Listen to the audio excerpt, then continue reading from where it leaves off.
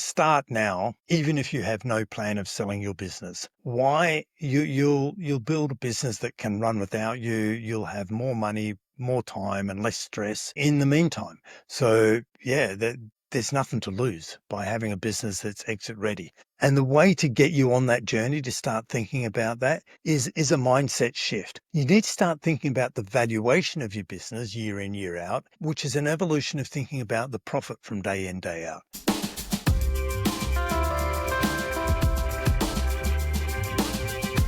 Welcome to Sustainability Transformations podcast, where we explore bold ideas to drive positive change for people and business. Today, we are so pleased. We have Darryl Bates-Brownsword, a business consultant, engineer turned entrepreneur, expert in building and selling scalable, sustainable businesses. And the overall goal of this discussion is to help the mission-driven, impact-driven founders and sustainability-minded business owners and leaders prepare for successful exits while building resilient, high-value companies that outlive them. So thanks once again, Darryl, for joining us today. Can you please introduce yourself and what gets you excited about sustainable, scalable business, please? Well, thanks for having me, Enoch. It's a pleasure to be here. And yeah, you're going to stretch me today with this topic. I'm used to thinking about businesses being sustainable from a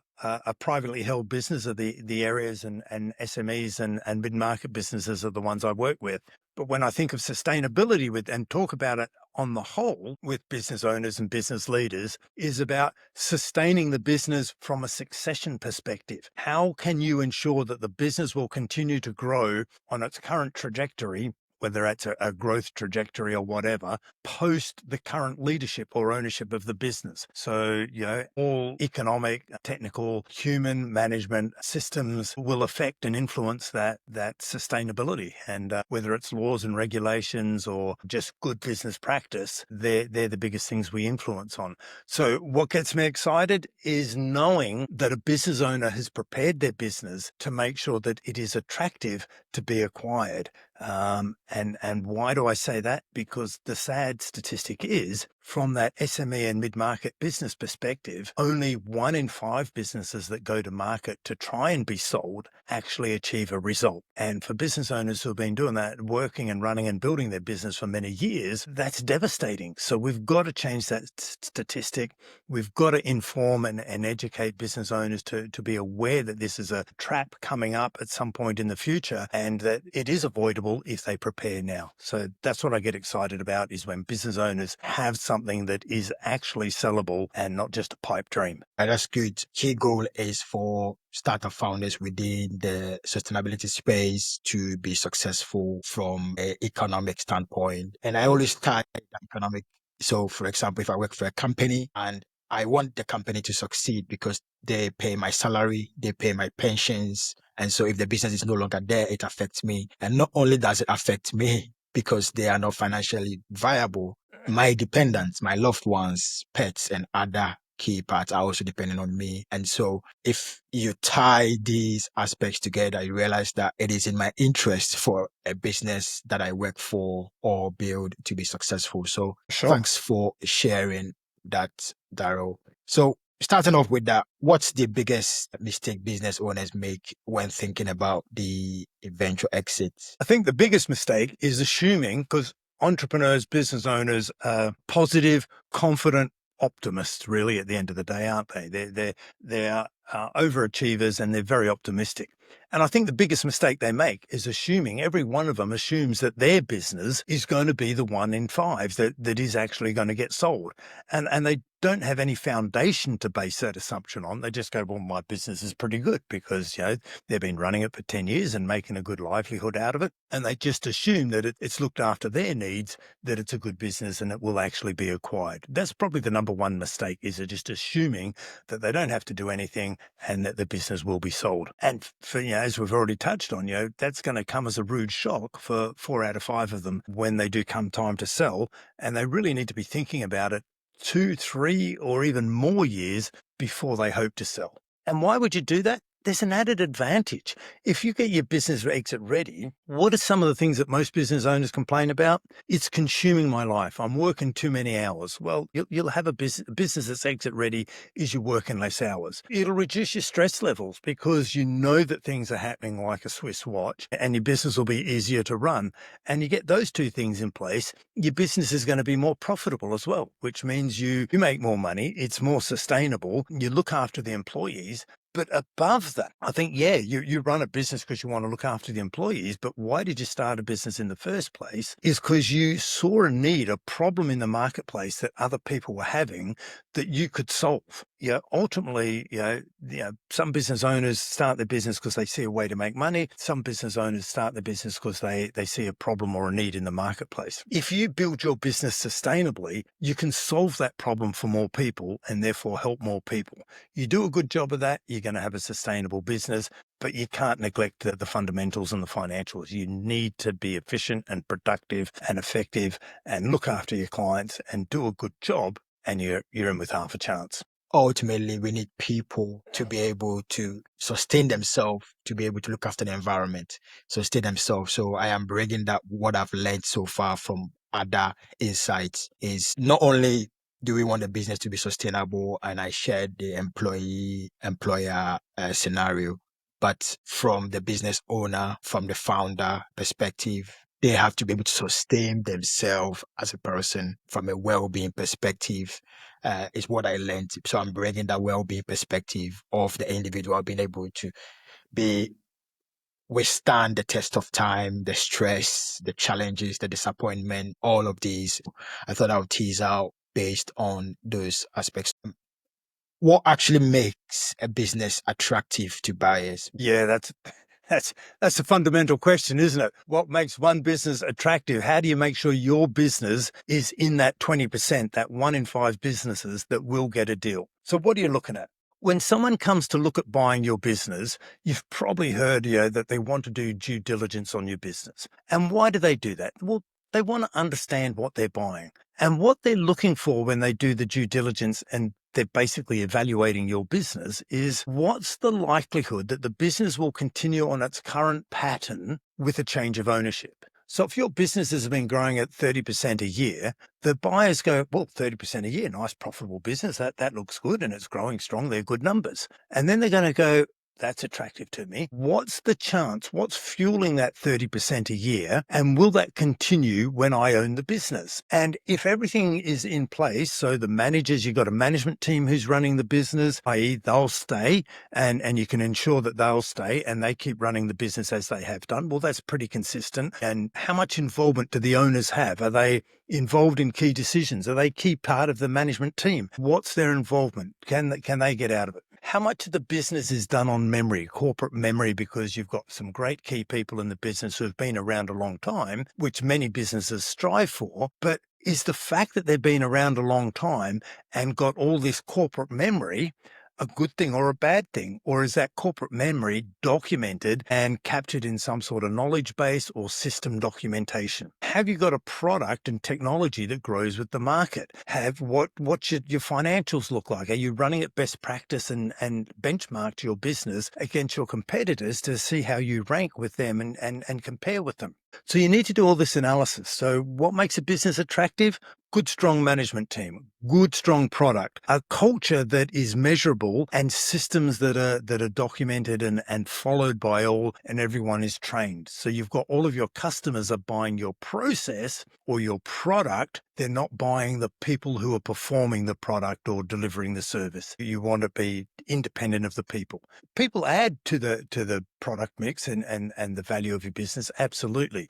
But people can leave at any time, and that makes you vulnerable. It'll devalue your business. They're the key things. Business brokers will come in and go, there's a whole lot of other things as well. Absolutely, there are. But what I've just tried to do is highlight the key things you can focus on as a business owner to start tidying things up now. All right. If I may use the business running in autopilot without your presence, Measure that is what holidays does the owner have? When they go on holidays, are they only taking a week at a time and constantly on their phone with their emails checking in? Or are they able to take a 4-week holiday with their family and totally disconnect from the business and come back totally refreshed?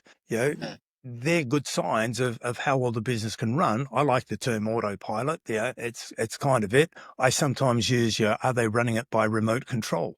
Are they in a board or a chairman style role in the business, or are they in a key operational role in the business? It makes a big difference to the valuation and how attractive it is to buyers. Why do some business achieve higher valuations while others still struggle or are forced into bad earnout deals? Okay. So some of the things we've just mentioned is how involved the owners are in the business, how systemized it is. Are your customers buying the key people, the personalities in the business, or are they buying your product and processes that the business delivers? What market are you in? Are you in a growing market? Is it very competitive? Is it commodity, or are you niched? There are influences like that. And there are some things that are just out of your control, like what's happening in your industry, what's happening in the economic cycle. Is AI about to take over your industry and make things obsolete? Great examples are Blockbuster Video, who just never saw the change in the market coming with online streaming and technology. They just kept all their storefronts and said, things will never change. We've got examples of typewriters and landline phones and printers and all sorts of other things as well. Horses to cars and radios to TVs, and the history is littered with industries that have come and gone. That's a minor aspect. You can adapt and keep up with technology, but there are a combination of internal and external factors that will influence the valuation on your business. Oh, that's good. As you mentioned, the blockbuster example is a very difficult question. But I'm curious, why is it that existing players tend to not see how they have to adapt, or the culture doesn't allow them to adapt? Netflix approached Blockbuster to buy Netflix, but they didn't. Why they didn't? The end of it all, Blockbuster perhaps had to see that the only way they were going to survive was to change, disrupt. They had to change from one form to another, and they just couldn't see that transformation. Is it complacency or not just seeing it? And I ask based on how business leaders can learn from that doing well, but that doing well doesn't mean that it can be sustainable. It's a really deep, interesting question, that one. And the first response that comes to mind is human nature. We've got sayings like you can't see the wood for the trees, and they've come around because it's a common pattern. And I suspect that's what happened. If we're picking on Blockbuster, they were big, they were established, that they were the dominant player in the marketplace. And at the time, they couldn't see the emerging technology. It was just another fad apps as far as they were concerned, and they've gone, that'll never work, that'll never take off. People love our stores. Look how many people we've got in our stores coming in renting videos. We're always got maximum capacity, so they get they're cocky and arrogant because of their success. Possibly I'm exploring here, but they can't see the wood for the trees. They're conditioned to their success, and humans don't like change by nature. So perhaps that's what's going on. When we're in the thick of it, we can't see what's happening outside our scope without some sort of outside help. And maybe that's what happens there. I know that happens in many areas of our lives, that we get stuck and conditioned in what we're already doing and what's currently working for us now. You have a background in engineering and systems thinking, and I'm particularly curious about the systems thinking because, from a sustainability point of view, it's one of the key areas that helps sustainability leaders, policy leaders, walk your key principles from a business perspective that we can learn from the sustainability audience. So now coming into the question is, what are the key principles that you've used systems thinking based on your background in engineering and systems thinking to help business scale and de-risk for exit? So if I'm understanding you correctly, let me frame it this way. My background, I'm trained as a mechanical engineer, studied mechanical engineering at uni, and for my sins and what have you. And I worked in the power industry. So I worked with power stations, generating electricity, and worked in that industry for 10 years and worked in a number of roles across that. One of the things I was very interested in was what we call demand side management and looking at ways to make things more efficient. And a baseload power station from memory is around 35% efficient at best. And at scale, that's the best we can get with a thermal cycle. And then we look at things like, we're using carbon fuels there, and that's not good. That they're going to run out one day, and we've known this for many years. And we go, well, that's not good for the environment. We need to do better there. Well, how can we do better? Well, wind and solar sound fantastic, and wave energy or other things. And that was an area I wanted to get involved in. And I guess this was the late 90s, and it was the very beginning of the industries looking and exploring how to get involved in that. But I was never able to get involved in that side of things. And my interest moved on to consulting and small business as well.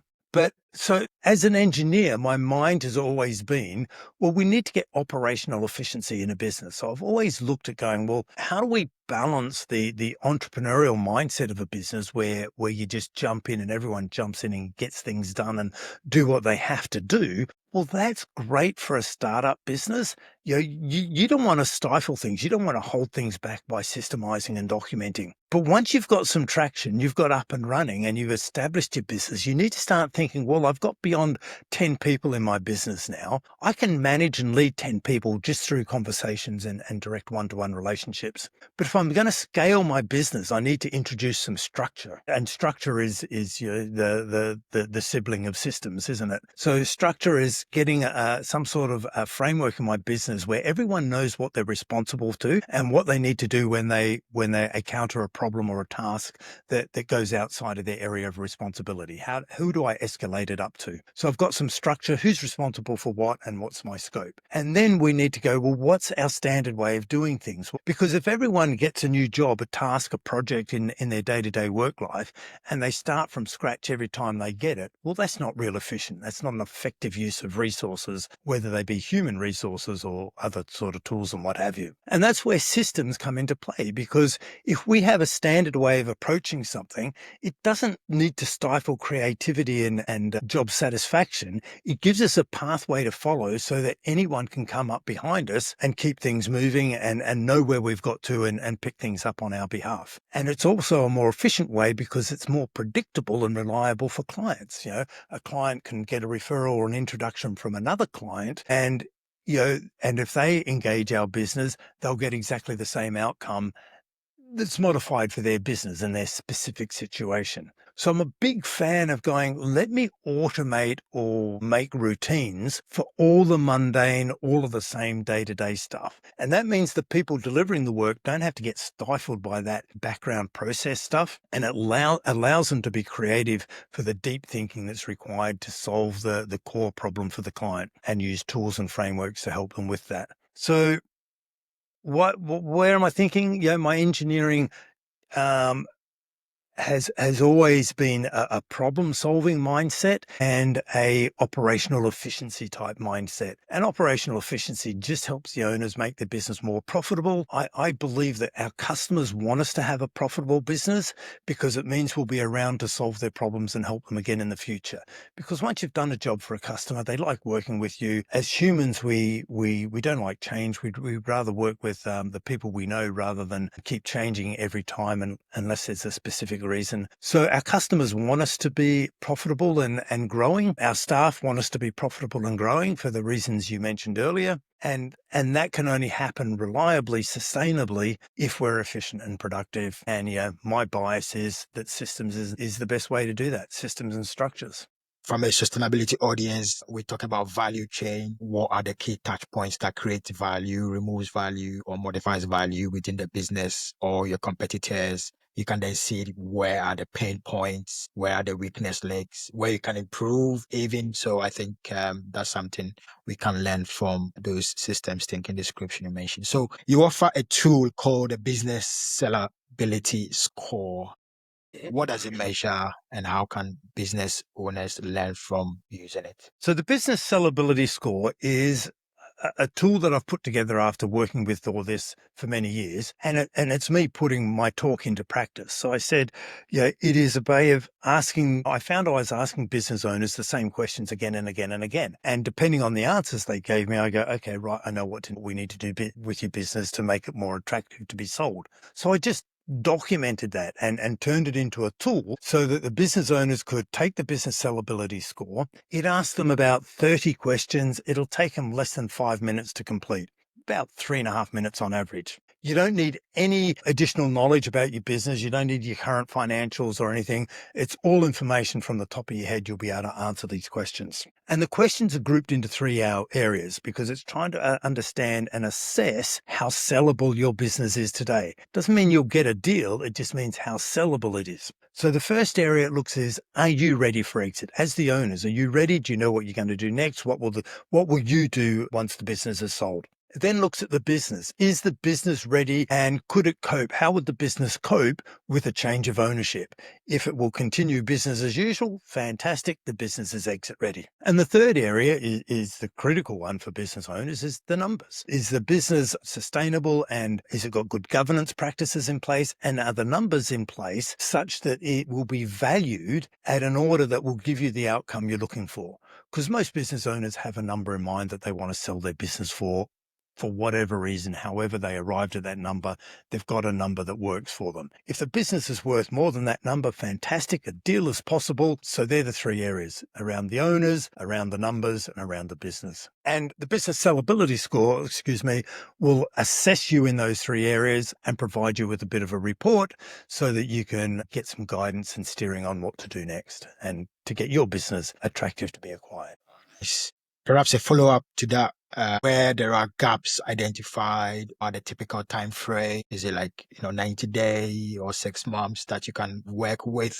Is it a collaborative process of resolving any gaps within the score? If you can perhaps share any light on, once you've got a score, how there is support or working with business leaders.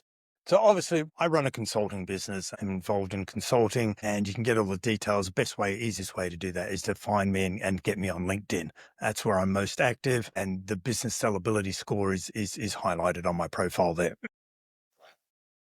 But what we do is we'll assess your business and we'll do an in-depth assessment to go, let's have a look at your business from a due diligence perspective. We touched on that earlier, and we'll take you through a due diligence exercise on your business. But we're sitting on the same side of the desk as you. We're working in partnership with you, but we're showing you how a buyer would look and assess your business.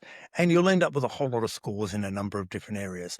And you probably won't be overly thrilled with the results, but it's best to know it now up front. And we'll go, look, based on best practice and benchmarking, here's what a buyer is, a ballpark of how a buyer would value your business today. Now, in most situations, there's two areas, high-level areas, that you can improve the valuation of your business. One is improving the profitability, so the available cash, the free cash and profitability that your business generates year in, year out. The other is what is a multiple. And a multiple is what a buyer will apply to your business to go, hey, it's how attractive it is and how risky it is. The multiple is a representation of the risk of buying your business.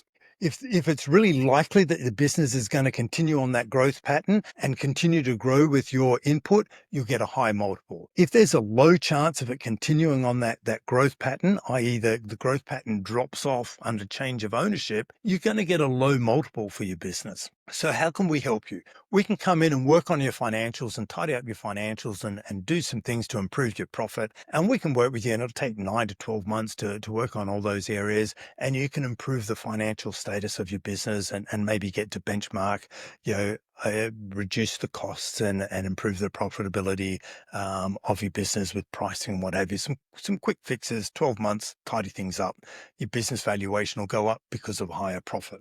If you've got a bit of longer term thinking and you can allow 2 to 3 years, we can influence the multiple of your business. And if you increase the multiple of your business, that's going to have a far greater impact on your valuation. So you start working on the multiple. These are the things that are the E-Myth Gerber talks about working on your business. You're working 6 to 12 months ahead of your business. So you need to put these things in place, and then they'll hit your cash flow. They'll hit your revenue line in about 12 months' time. And why do I say 2 to 3 years? Because you want to demonstrate to the buyer that you've made the changes and the changes have stuck. And these working on your business changes have stuck. And so your business now generates even higher revenue because of the strategies you've put in place. And they will de-risk your business, make it less owner dependent, and improve the multiple of your valuation as well. So they're the things that we can do with you. You've warned about the risk of earnout periods, which perhaps you've shared before, but what usually goes wrong around those risk of earnout periods that founders can avoid that trap? Yeah. So an earnout is a buyer will want you to agree an earnout to your business when you want more. You think the business is worth more than what they do. They've looked at your business and they've assessed a risk and they've gone, once with a change of ownership, that owner is so involved in the business that we see there's a high risk to the pattern. So we don't want to pay a lot for the business. The owner will, often says, oh, no, I think it's worth more than that. So an agreement is reached where the buyer says, okay, well, you hang around with the business and you stay involved for the next 2 or 3 years, and we'll work to a 2 or 3 year handover period. And if you achieve the projections that you suggest are achievable over that period, we'll pay you the higher valuation. So what does that mean? It means that the owner is attached to the business for another 2 or 3 years. They have lost control of the business because they no longer own it. The new buyer now owns the business, and the new buyer can move the goalposts and make any changes they need to make to fit in with their strategic requirements. The other thing is the energetic side of things. From an energy perspective, the owner is sort of moved on. They've sold their business, but now they're still tied to it for another 2 or 3 years. So they've lost motivation. They don't like working for someone else when they're used to calling the shots and running the business themselves. So you've got this dynamic of everything going on around them, and which means, and it's a really high risk to the owner of being able to achieve those numbers because of the constraints we've just discussed. So what does that mean? It means that most earnouts are not completed. So that means that the owner can only get the money that they got up front for the business, which is the lower end of the valuation. And so many earnouts I've seen where the owners, the founders of the business leave and walk away before the earnout is completed, which means they're leaving a whole lot of money on the table. So if you do the work and effectively work your earnout while you still own the business, you're de-risking it for yourself. You're getting the business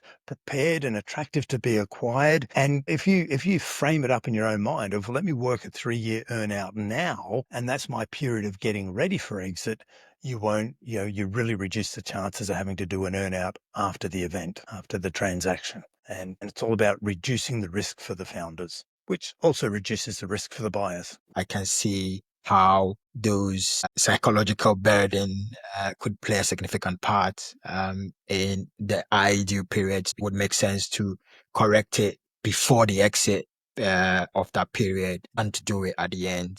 The leverage doesn't work in favor of the founder after the exit or the sellout period That's it. compared to before. Beyond the numbers, what legacy should business owners be thinking about when preparing? So that's an interesting one, because some owners aren't interested in legacy and some are. So, depending on the industry, they've got their name on the vans, if you like, that the company vans is their name. So they're attached to their name and they want to make sure that their name lives on. Others sell their business and their business rolls into a new business and takes on the name of the new business, depending on the size of them and where they're at. So it's down to the individual around what's important to them. Some really want to leave a legacy and be known because they've made enough money and squirreled enough money away. Others go, you know what? I've served my time. My energy is good. I'm happy to move on. I'm focused. I've got a clear vision of what I'm moving on to next. I've done what I need to do here. I'm content. And so as part of the exit planning process, we check in with the business owners around where their energy's at. What's important to them? What does success look like to them in terms of their exit of the business, their transition? So sometimes it's legacy, sometimes it's achieving a number, sometimes it's making sure their employees are looked after. But our focus is to make sure that they're clear on what they want from their exit journey and their exit process, and constructing it in a way that they can achieve those results. So it's more person-centered. What people have different motivations, and it's Yeah, about finding out what their motivation is. totally. That's good. So, as a final parting message for the audience, the listeners, what is the final advice you give to business owners in general looking towards exit and founders within the sustainability space, whether product or services? So it's two. One is general business leaders, and then one is founders within the sustainability space as a final advice you want to leave with them. Okay. So the final thought is start now, even if you have no plan of selling your business. Why? You'll build a business that can run without you. You'll have more money, more time, and less stress in the meantime. So yeah, there's nothing to lose by having a business that's exit ready. And the way to get you on that journey to start thinking about that is a mindset shift. You need to start thinking about the valuation of your business year in, year out, which is an evolution of thinking about the profit from day in, day out. A lot of business owners, we're trained, we're conditioned, we're taught by our financial advisors and the accountants in our business to be looking at the profit. And, the only way we can run a business is good profit and good cash flow. And that's a good thing. Absolutely, you need to keep an eye on the profit and the cash flow. But my encouragement to you is start to get a focus on the valuation of the business, because the valuation of the business looks at the intangibles as well as the tangibles. And if you're looking at the valuation from year in, year out, you can see that the valuation is growing, and the more the valuation is growing and the more input and advice you get around the valuation side of things, you'll build a business that is independent of yourself. You'll create a better lifestyle. You'll create a better business for all of those around you. It'll just be a much more enjoyable experience for you. A huge thank you to Darryl for giving us your time and the incredible insights. We've learned a lot around the exits. What are some of the key pitfalls to avoid?